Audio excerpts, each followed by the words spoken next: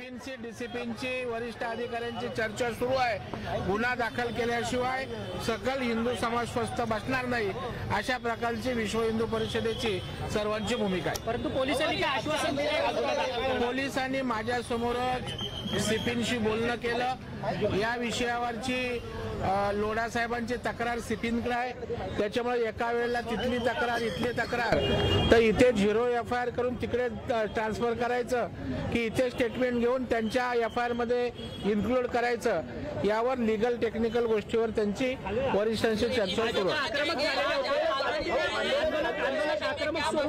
त्यांना शांततेचं आवाहन करणार का? नाही, 100% लोक कायदा सुव्यवस्था बिघडावी असं कुणाचाही उद्देश नाहीये, परंतु हिंदू समाजाने इथे ज्या काही मागण्या केल्यात, इथं मग ते घुसखोरी असेल, रोहिंग्या असेल, अनैतिक धंदे असतील, या संदर्भामध्ये पोलिसांनी त्या ठिकाणी गांभीर्यानं घ्यावं अशा प्रकारची मागणी केलेली आहे आणि मला वाटतं पोलीस प्रशासन लक्ष घालतंय, त्या संदर्भात कार्यवाही सुरू केली।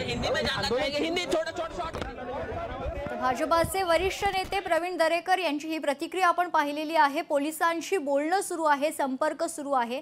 यावेळी असलम शेख यांच्या विरोधात कारवाईची प्रक्रिया सुरू आहे अशी माहिती, महत्त्वाची माहिती प्रवीण दरेकर यांनी दिलेली आहे। यावेळी खरं तर हिंदू समाजाच्या ज्या मागण्या आहेत, रोहिंग्यांच्या विरोधात, बांगलादेशींच्या विरोधात, त्या संदर्भातील मागण्यांना घेऊन हे आंदोलन सुरू असल्याची माहिती देखील प्रवीण दरेकरांनी दिलेली आहे।